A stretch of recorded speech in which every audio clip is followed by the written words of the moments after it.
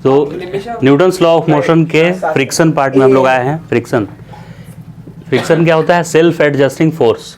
इसका self adjusting force ऐसा क्यों लिखा हुआ रहता है डेफिनेशन में? क्योंकि ये अपना वैल्यू एडजस्ट कर सकता है। कितना एडजस्ट करता है अपना वैल्यू? तो 0 से लेकर और लिमिटिंग वैल्यू तक एडजस्ट करेगा। इसका लिमिटिंग वैल्यू होता है फ्रिक्शन का म्यू इंटू एन, जहाँ पे म्यू होता है कोएफिशिएंट ऑफ फ्रिक्शन और एन नॉर्मल रिएक्शन फोर्स होता है। नॉर्मल रिएक्शन फोर्स क्या होता है? जिस सरफेस पे ये रखा हुआ रहेगा उस सरफेस पे ये डाउनवर्ड डायरेक्शन में एक फोर्स लगा रहा है यहाँ पे, तो ये सरफेस इसको अपवर्ड डायरेक्शन में रिएक्शन फोर्स देगा। इसी फोर्स को नॉर्मल रिएक्शन फोर्स बोलते हैं। तो जितना ज़्यादा नॉर्मल रिएक्शन फोर्स होगा उतना ज़्यादा फ्रिक्शन होगा, क्योंकि जब ये इसको कोई मूव कराने की कोशिश करेगा तो अपोजिंग फोर्स, ये ब्लैक कलर का जो सरफेस है ये ब्लू वाले को आगे जाने से उतना ज़्यादा रोकेगा जितना इंटरलॉकिंग हुआ है इन दोनों का। और इंटरलॉकिंग डिपेंड करता है नॉर्मल रिएक्शन पे कि कितना ज़्यादा ये इस पर फोर्स लगाया है और ये नॉर्मल रिएक्शन उसका कितना ज़्यादा लग रहा है, उसके प्रोपोर्शनल होगा ये इंटरलॉकिंग इन दोनों में। तो friction force is directly proportional to normal reaction acting between two surfaces, तो डायरेक्टली प्रोपोर्शनल है। और सेकेंड एक फैक्टर और है जिस पर डिपेंड करता है ये, वो कोएफिशिएंट ऑफ फ्रिक्शन है, कितना ज़्यादा रफ सरफेस है।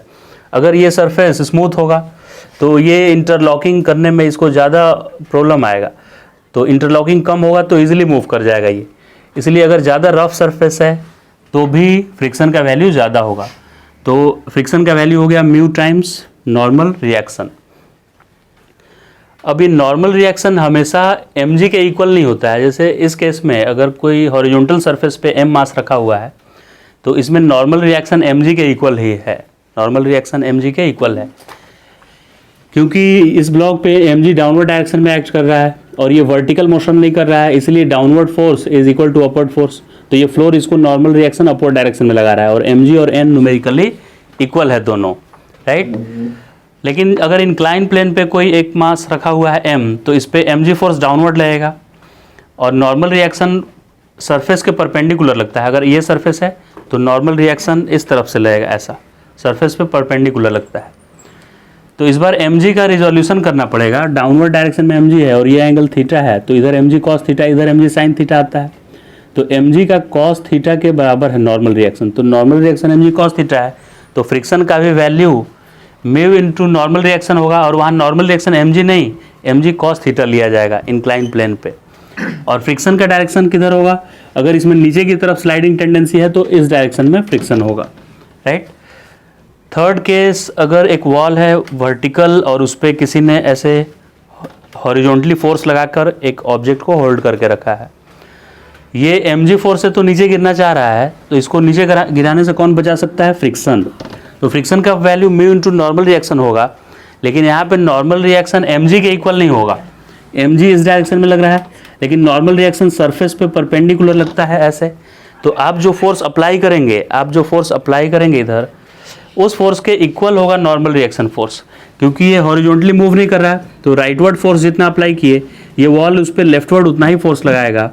तो अप्लाई फोर्स F अगर है इसने F अप्लाई किया है, तो ये वॉल भी इस पर नॉर्मल रिएक्शन F ही देगा, ताकि ये ब्लॉक उधर ना मूव करे ना इधर मूव करे। तो इस केस में फ्रिक्शन का वैल्यू म्यू इंटू n में नॉर्मल रिएक्शन का वैल्यू mg नहीं लिखा जाएगा, जो ये अप्लाई किया है फोर्स यानी कि F के इक्वल होगा नॉर्मल रिएक्शन, राइट। ठीक है। तो अभी जो सीखे उस पर बेस्ट न्यूमेरिकल है ये। क्या है इस न्यूमेरिकल में देखते हैं। सबसे पहले एक 2 किलोग्राम का एक ब्लॉक है और ये इसका मास नहीं लेना है, फ्लैग का मास नहीं लेना है, ये ऐसे ही दिया हुआ है। 2 किलोग्राम का एक ब्लॉक है और उस पर 20 न्यूटन का फोर्स एक्ट कर रहा है। 20 न्यूटन का फोर्स कैसे एक्ट कर रहा है? 37 डिग्री वर्टिकल से 37 डिग्री एंगल बनाकर लग रहा है। तो इस क्वेश्चन में बताना है कि नॉर्मल रिएक्शन कितना है, फिर फ्रिक्शन फोर्स कितना एक्ट कर रहा है इस पर, और ये कितना एक्सेलरेशन से मूव करेगा ये ब्लॉक, राइट। तो सबसे पहले बता रहे हैं हम लोग फर्स्ट नॉर्मल रिएक्शन फोर्स। ये वर्टिकली अपवर्ड भी मूव नहीं कर रहा है और डाउनवर्ड भी नहीं मूव कर रहा है, तो टोटल वर्टिकल फोर्स 0 होना चाहिए। जो ब्लॉक रेस्ट पे रहता है उस पर वर्टिकल फोर्स क्या लगता है? 0। तो इस ब्लॉक पे mg फोर्स लग रहा है डाउनवर्ड mg, और नॉर्मल रिएक्शन फोर्स ये सरफेस इस पे लगा रहा है नॉर्मल रिएक्शन फोर्स। और जो एक अप्लाइड फोर्स है इसका भी थोड़ा वर्टिकल कंपोनेंट आएगा, अप्लाइड फोर्स का भी वर्टिकल कंपोनेंट आएगा। तो इसको रिजॉल्व कर लेते हैं। इस डायरेक्शन में 37 लगा तो इसका एक वर्टिकल लाइन यहाँ बना है, तो क्या ये एंगल भी 37 है? तो 37 डिग्री है यहाँ पे। तो ये फोर्स है 20 न्यूटन, तो इसका वर्टिकल कंपोनेंट आएगा 20 cos 37, 20 cos 37, इधर 20 cos 37, और इसका हॉरिजॉन्टल कंपोनेंट आएगा 20 sin 37। तो इस डायरेक्शन में आएगा 20 sin 37। तो इस पे टोटल वर्टिकल फोर्स कौन कौन सा है? एक वर्टिकल फोर्स है इसका mg, दूसरा वर्टिकल फोर्स है 20 cos 37, और एक नॉर्मल रिएक्शन ऊपर की तरफ है। तो डाउनवर्ड फोर्स हो गया mg प्लस एक और डाउनवर्ड डायरेक्शन में है 20 cos 37, दो फोर्स, और अपवर्ड डायरेक्शन में -n। डाउनवर्ड को मैंने पॉजिटिव लिखा है तो अपवर्ड क्या होगा? नेगेटिव होगा। और ये सब मिलाकर होना चाहिए 0, क्योंकि ये वर्टिकल डायरेक्शन में मूव नहीं कर रहा है ऑब्जेक्ट, वर्टिकली रेस्ट में है, ना तो डाउनवर्ड मूव कर रहा है ना ही अपवर्ड। तो इससे नॉर्मल रिएक्शन का वैल्यू आएगा n = mg, मास है 2g10 ले लेते हैं, तो 2 × 10 20 प्लस 20 cos 37 का वैल्यू होता है 4/5, तो ये 16 आ गया। तो 20 + 16 36, नॉर्मल रिएक्शन कितना आ गया? 36। तो इस पे 36 ये नॉर्मल रिएक्शन का वैल्यू आया। अब फ्रिक्शन का वैल्यू कितना होता है? मैक्सिमम फ्रिक्शन का वैल्यू होता है F लिमिटिंग। फ्रिक्शन का वैल्यू तो एडजस्ट होता है 0 से लेकर और μn तक, तो इसीलिए ये म्यू लिमिटिंग, फ्रिक्शन लिमिटिंग मैं लिख रहा हूँ, म्यू इंटू नॉर्मल रिएक्शन। तो म्यू दिया हुआ है 0.2 और नॉर्मल रिएक्शन 36, तो ये आया 7.2, लिमिटिंग फ्रिक्शन आ गया 7.2। अब फर्स्ट का आंसर आया था 36, और ये फ्रिक्शन का वैल्यू 7.2 होगा कि नहीं होगा, ये डिपेंड करता है कि ऑब्जेक्ट मूविंग है कि नहीं। तो इसके लिए चेक करेंगे कि फॉरवर्ड डायरेक्शन में कितना फोर्स लग रहा है। अगर ये फॉरवर्ड डायरेक्शन वाला फोर्स 7.2 से कम आ गया, 7.2 से कम, तब तो ये ब्लॉक मूव ही नहीं करेगा, और मूव नहीं करेगा तो फ्रिक्शन मैक्सिमम अपना वैल्यू लगाएगा नहीं। फ्रिक्शन का वैल्यू एडजस्ट होता है, कहाँ से कहाँ एडजस्ट होता है? 0 से लेके और इस वैल्यू तक, लिमिटिंग वैल्यू तक एडजस्ट होता है फ्रिक्शन का वैल्यू। तो पहले हम लोग चेक करेंगे कि इसने जो फोर्स लगाया है उसका हॉरिजॉन्टल कंपोनेंट कितना है, मतलब ड्राइविंग फोर्स कितना है, जो आगे मूव कराने के लिए फोर्स एक्ट कर रहा है वो फोर्स कितना है, उसका वैल्यू निकालना है। तो 20 sin 37 राइटवर्ड आया है, जिसका वैल्यू होगा 20 × 3/5, तो ये 12 न्यूटन का फोर्स आया। कितने न्यूटन का आया फोर्स? 12 न्यूटन, जो कि लिमिटिंग से ज़्यादा है। जितना फ्रिक्शन अपोज कर सकता है उससे इस फोर्स का वैल्यू ज़्यादा है, यानी ये ब्लॉक मूव करने वाला है। इसमें राइटवर्ड डायरेक्शन में 12 लग रहा है और अपोजिट डायरेक्शन में फ्रिक्शन ओनली 7.2 ही लगा रहा है, तो इस पर नेट फोर्स लगेगा 12 - 7.2, राइट। और नेट फोर्स बराबर होता है mass into acceleration, mass into acceleration. अब 12 - 7.2 करेंगे तो कितना आएगा? 12 में से 8 अगर चला जाता तो 4 आता, तो 7.2 ही गया है, तो 3.8 3.8 की 4.8 4.8 कितना आएगा? ऐड करके देखिए, 8 2 10, 0 और 12, ठीक है 12। तो इतना इक्वल टू मास, मास कितना है ब्लॉक का? 2, और एक्सेलरेशन अननोन है, फाइंड आउट करना है मुझे, तो एक्सेलरेशन का वैल्यू आ जाएगा 2.4। तो सेकेंड का आंसर हुआ। फ्रिक्शन अपना मैक्सिमम लग रहा है जितना इसका लिमिट है, फुल ये लिमिट के साथ लग रहा है 7.2, और एक्सेलरेशन ब्लॉक में है 2.4 मीटर पर सेकेंड स्क्वायर, राइट। ठीक है, एक बात, हाँ ठीक है इतना। चलिए नेक्स्ट, अगर लास्ट क्वेश्चन में ये मॉडिफाई करते कि म्यू के जगह पर 0.2 नहीं रख के 0.4 अगर होता म्यू का वैल्यू, तो क्या क्या चेंज आता है इस क्वेश्चन में। तो सबसे पहले तो नॉर्मल रिएक्शन फोर्स सेम रहता, क्योंकि नॉर्मल रिएक्शन किसके इक्वल है? एक mg और अप्लाइड फोर्स के वर्टिकल कंपोनेंट के, तो नॉर्मल रिएक्शन तो सेम आता 36, फर्स्ट का आंसर। लेकिन सेकेंड पार्ट फ्रिक्शन का value mu into normal reaction होता है, लेकिन म्यू का वैल्यू चेंज होकर 0.4 हो गया, तो 0.4 इंटू नॉर्मल रिएक्शन 36, 14.4। अब जो फ्रिक्शन का लिमिटिंग वैल्यू है, मैक्सिमम वैल्यू, वो अप्लाइड फोर्स से ज़्यादा है। अप्लाइड फोर्स मतलब ये पूरा 20 नहीं, जो फोर्स इसको मूव कराने वाला है, मूव कराने वाला फोर्स कितना है, 20 का साइन मतलब 12, तो 12 न्यूटन इधर की तरफ अप्लाइड फोर्स कम है और फ्रिक्शन उससे ज़्यादा आ जा रहा है। तो कभी फ्रिक्शन किसी ब्लॉक को उल्टे डायरेक्शन में नहीं मूव कर सकता है। अगर किसी ब्लॉक को आप आगे मूव कराना चाहें और वो फ्रिक्शन के कारण उल्टा मूव कर जाए, ऐसा नहीं होता है। ब्लॉक या तो मूव नहीं करेगा, या करना भी होगा तो अप्लाइड फोर्स के डायरेक्शन में मूव करेगा, राइट। तो यहाँ पे फ्रिक्शन 12 न्यूटन ही एक्ट करेगा।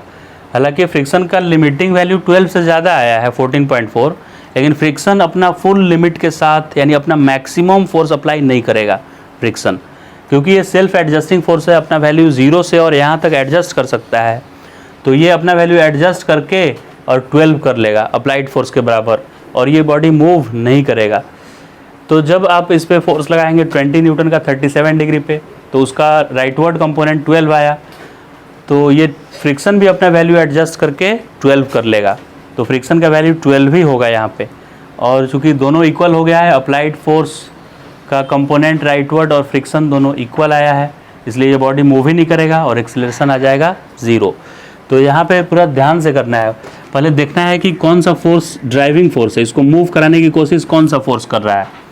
वो फोर्स से अगर लिमिटिंग फ्रिक्शन का वैल्यू उस फोर्स से ज़्यादा आ गया तो ब्लॉक मूव ही नहीं करेगा।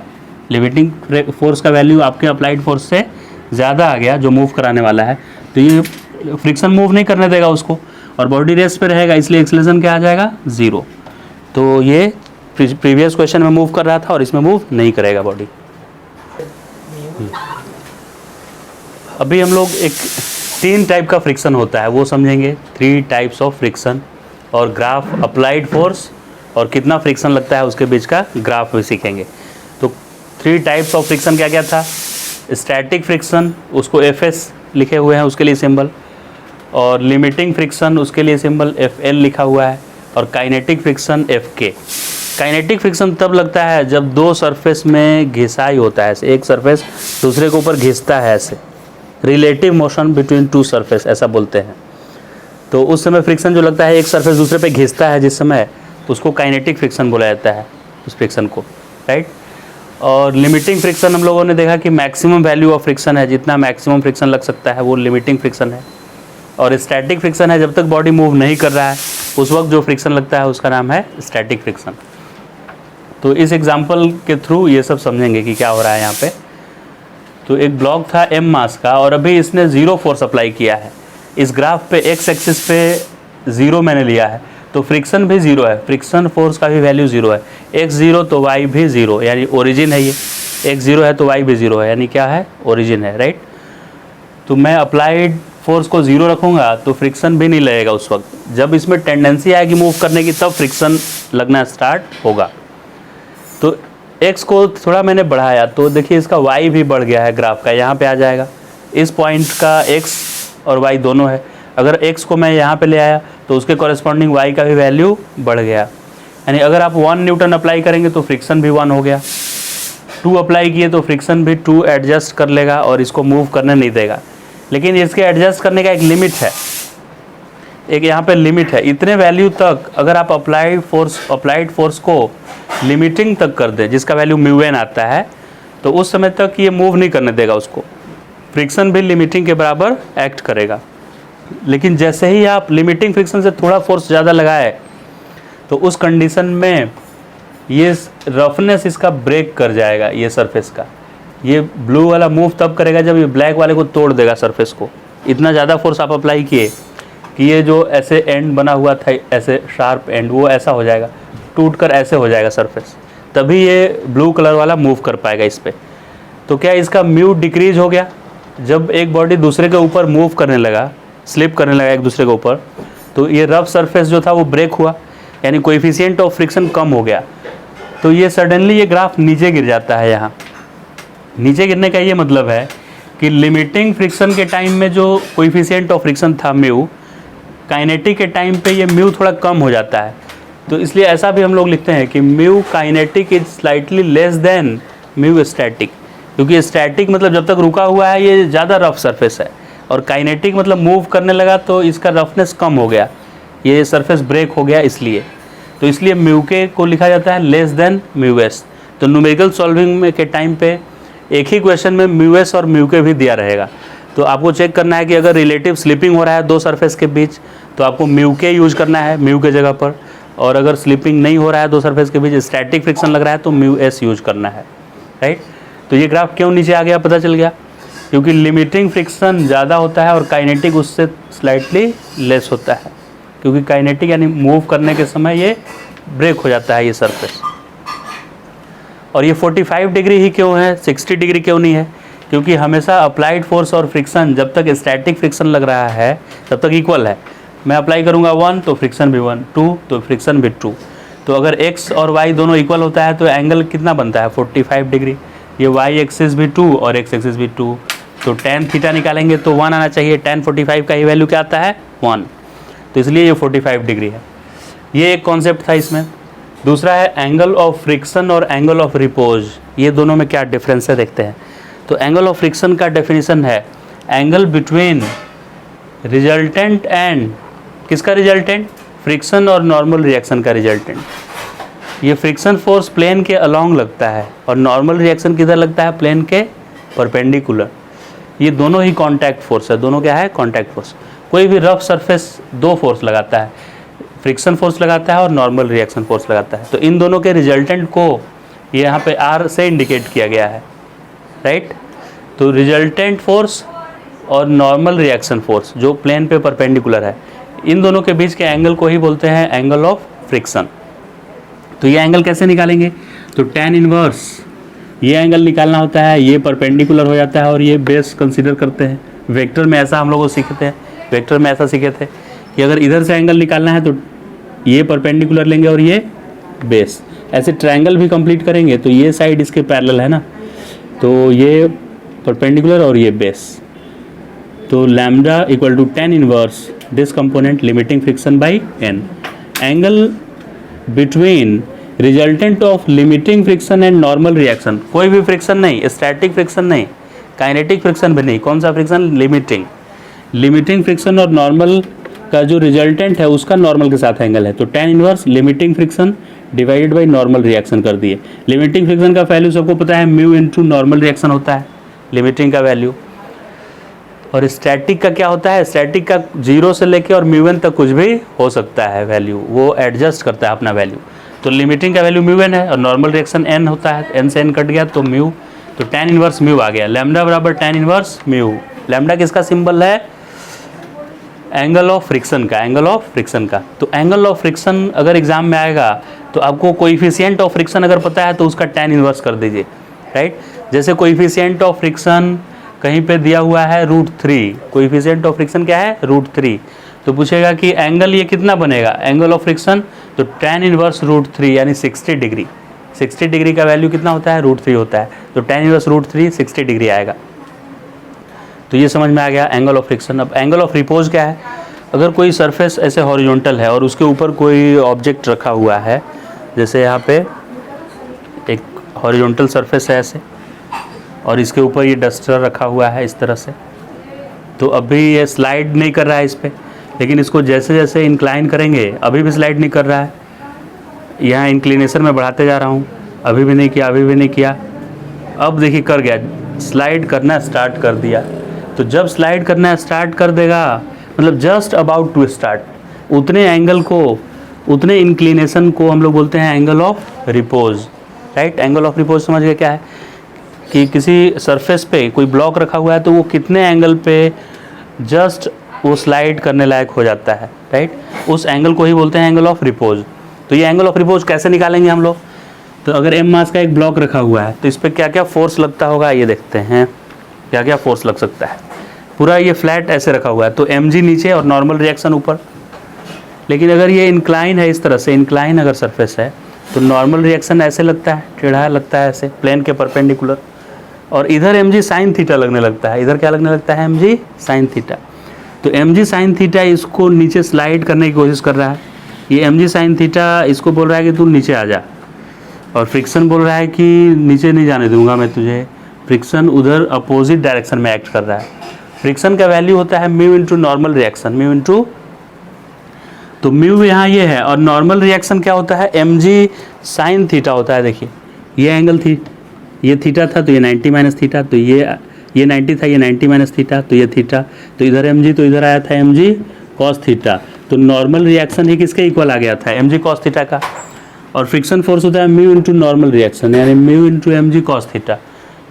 तो अगर ये mg साइन थीटा का value slightly greater than mu mg cos theta हो जाए, तब ये ब्लॉक स्लाइड करना स्टार्ट करेगा, राइट। अब वो स्लाइटली ग्रेटर का मतलब 0.00001 भी ग्रेटर हो गया तो स्लाइड करना स्टार्ट कर देगा।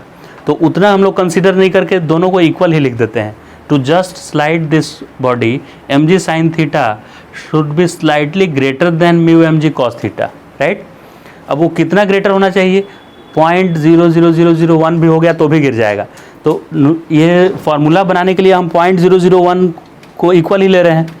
जैसे कि ये फोर्स का वैल्यू है 10, तो इधर वाला फोर्स अगर 10.00001 हो जाए तो गिरने लगेगा, तो उसको लगभग 10 ही नहीं लिख देंगे हम, उतना पॉइंट के बाद क्यों 0 लगाएंगे। तो इसीलिए म्यू mg कॉस थीटा को क्या लिख दिया गया, mg साइन थीटा के बराबर लिख दिया गया, mg साइन थीटा बराबर म्यू mg कॉस थीटा। हालांकि ये स्लाइडली ग्रेटर होगा तब जाकर ये नीचे स्लाइड होना स्टार्ट करेगा। तो वो स्लाइडली ग्रेटर वाला बात नहीं लिख के उसको लगभग इक्वल ही लिख दिया गया है, राइट। दोनों को इक्वल लिख दिए। अब इससे mg ने mg को मार दिया कि कैंसिल कर दिया, जो भी हुआ ये दोनों में झगड़ा हुआ, ये एक दूसरे को कैंसिल कर दिया। फिर sine theta divide by cos theta हो गया tan थीटा, और ये म्यू आया इधर, तो थीटा बराबर होगा tan inverse mu, theta equal to क्या हो गया, tan इनवर्स म्यू। अभी ध्यान से आप देखेंगे तो ये जाना पहचाना लग रहा है, ऐसा लग रहा है कि जैसे इसको कभी देखे हैं हम लोग, इधर पे देखे हैं। ये पुराने मूवी में ऐसे होता था, कोई देखता था दूसरे को तो बोलता है ऐसा लगता है कि आपको पहले देखे हुए हैं हम।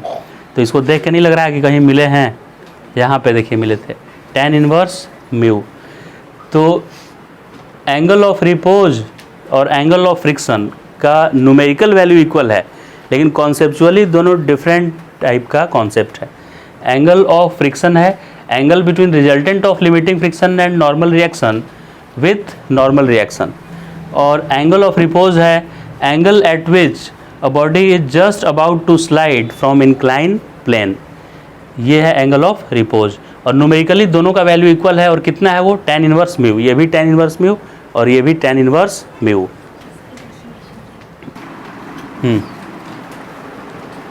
15 किलोग्राम का ये चेन है, इसका कुछ पार्ट टेबल के ऊपर है और कुछ पार्ट हैंग किया हुआ है, से टेबल से हैंग किया हुआ है। तो आपको इसका कोएफिशिएंट ऑफ फ्रिक्शन इस सरफेस का 0.5 है, कोएफिशिएंट ऑफ फ्रिक्शन, और इस तरफ ये टेबल से अलग है, टेबल से हट के है थोड़ा। तो ये पूछ रहा है कि मैक्सिमम कितना लेंथ हैंग करें टेबल से ताकि ये चेन स्लाइड करना, जस्ट स्लाइड करना स्टार्ट कर दे, राइट। तो जस्ट स्लाइडिंग स्टार्ट होने के लिए जो हैंगिंग पार्ट है चेन का, उसका mg फोर्स जितना भी नीचे लगेगा mg फोर्स, और इस सरफेस पे फ्रिक्शन लगेगा, ये रफ सरफेस है, इसे रफ सरफेस, तो वो जो टेबल के ऊपर चेन है उस पर फ्रिक्शन लगेगा, पीछे की तरफ क्या एक्ट करेगा, फ्रिक्शन। तो mg फोर्स ड्राइविंग फोर्स, इसको नीचे गिराने की कोशिश कर रहा है, और फ्रिक्शन फोर्स इसके मोशन को अपोज कर रहा है। तो डाउनवर्ड फोर्स फ्रिक्शन के इक्वल हो जाना चाहिए, राइट। तो मैं ऐसा कंसीडर किया कि L मैक्स वो लेंथ है जो नीचे रखने पे ये स्लाइडिंग स्टार्ट कर दिया। तो रिमेनिंग लेंथ कितना होगा, यहाँ टोटल लेंथ अगर मैंने 15 दिया है और उसमें से L मैक्स पार्ट हैंग कर रहा है, तो टेबल के ऊपर कितना पार्ट है, 15 माइनस L मैक्स। अगर L मैक्स पार्ट हैंग कर रहा है यहाँ टेबल से, तो ऊपर कितना पार्ट बचेगा उसका, 15 माइनस L मैक्स, क्योंकि टोटल क्या था, 15 था टोटल। तो mg कितने पे लगेगा, सिर्फ L लेंथ पे लगेगा। तो मास पर यूनिट लेंथ निकाल लेते हैं। देखिए मास पर यूनिट लेंथ, इस चेन का मास है 15 और लेंथ भी है 15, तो ये मास पर यूनिट लेंथ मिला 1 kg पर मीटर, यानी 1 kg 1 मीटर का लेंथ 1 मीटर अगर लेंथ में चेन कर लूँ तो मास कितना मुझे मिलेगा 1 मीटर। तो कितना पार्ट हैंग कर रहा है L, तो 1 मीटर का 1 kg, तो L मीटर का कितना kg, L मैक्स अगर लेंथ है तो इसका मास कितना होगा 1 इंटू L मैक्स, इतना किलोग्राम होगा। 1 मीटर का 1 kg, तो L मीटर का L kg, L kg class नहीं है, मतलब L लेंथ है और किलोग्राम में ही आया है, क्लास जैसा लग रहा है L kg। तो इसका यूनिट kg होगा, इसका यूनिट क्या है किलोग्राम, क्योंकि मास पर यूनिट लेंथ किलोग्राम में आ गया है। यानी 1 मीटर का मास 1 kg है, तो L मीटर का मास L kg होगा। तो जो हैंग किया हुआ है पार्ट, उसका मास के जगह पर मुझे पता है क्या लिखना पड़ेगा, L मैक्स, ये मास हो गया इसका मास किलोग्राम में, इंटू G, इतना हैंग कर रहा है। तो इतना फोर्स लग रहा है इस पर, ड्राइविंग फोर्स। ये फोर्स चाह रहा है कि ये नीचे गिर जाए, ये फोर्स क्या ट्राई कर रहा है कि नीचे गिर जाए ये चेन, लेकिन इसको बचाने वाला कौन है देखते हैं। इसको कोई हेल्प भी कर रहा है कि नहीं नीचे नहीं जाना है तुमको, फ्रिक्शन। फ्रिक्शन का वैल्यू होता है mu times normal reaction. Mu का वैल्यू दिया है 0.5, और नॉर्मल रिएक्शन पूरे चेन पे लगेगा कि सिर्फ टेबल के ऊपर वाले पार्ट पे, टेबल के ऊपर वाले पार्ट पे, क्योंकि यही सिर्फ कांटेक्ट में है रफ सरफेस के। तो mu times normal reaction, normal reaction भी mg होता है, लेकिन वो इसका mg नहीं होता है, जो टेबल पे रखा हुआ है उसका mg लेते हैं। तो टेबल पे कितना पार्ट रखा हुआ है 15 माइनस L मैक्स, टेबल पे कितना लेंथ है 15 माइनस L मैक्स। तो मास भी कितना होगा 15 minus L max into 1 kg, क्योंकि 1 मीटर का 1 kg, तो 15 माइनस L मैक्स का 15 minus L max kg, right. तो इतना किलोग्राम ये तो मास हुआ, और G मल्टीप्लाई उसमें करना अभी बाकी है, क्योंकि mu into normal reaction, normal reaction mg के बराबर होता है, और mg जो टेबल पे है उसका मास इंटू G। तो जब ये फोर्स और ये फोर्स इक्वल हो जाएगा, और ये जस्ट अबाउट टू स्लाइड होगा, उसके बाद क्या होगा, ये जस्ट अबाउट टू स्लाइड, ये ब्लॉक। तो mg फोर्स को मैं इक्वल कर देता हूँ फ्रिक्शन फोर्स से।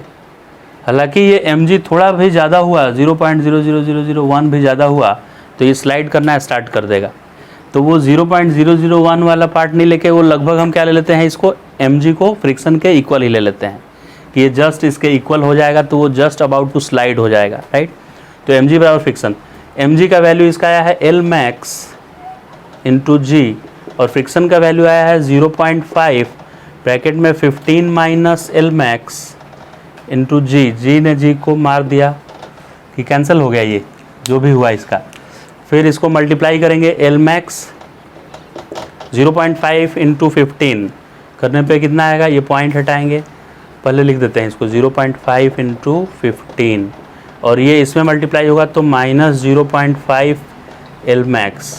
L मैक्स को एक साइड में ले आते हैं, इस साइड में, तो L मैक्स कॉमन आ जाएगा। किसमें कॉमन आएगा L मैक्स का वैल्यू, इन दोनों में कॉमन आ जाएगा L मैक्स। इसमें भी L मैक्स है और इधर से ये आया, इसमें भी L मैक्स आ जाएगा, L मैक्स, तो इसका 1 आएगा, और ये इधर से ऐड होके प्लस 0.5 बराबर ये आ गया 0.5 इंटू 15। क्या ये डिवाइड हो जाएगा, तो L मैक्स का वैल्यू आया 0.5 मल्टीप्लाइड बाई 15 अपॉन 1.5, तो ये पॉइंट हटाएंगे तो ऊपर 10, 15 से 15 कैंसिल हो गया, और 0.5 इंटू 10 करने पे 5 आया। इसका मतलब कि 15 मीटर अगर लेंथ है पूरे चेन का, तो उसमें से सिर्फ 5 मीटर ही नीचे हैंग कर पाएंगे आप। 5 से थोड़ा भी ज़्यादा किए, 5.00001 थोड़ा भी ज़्यादा, तो ये नीचे आने लगा स्लाइड होके, फ्रिक्शन उसको बचा नहीं पाएगा, राइट। ओके।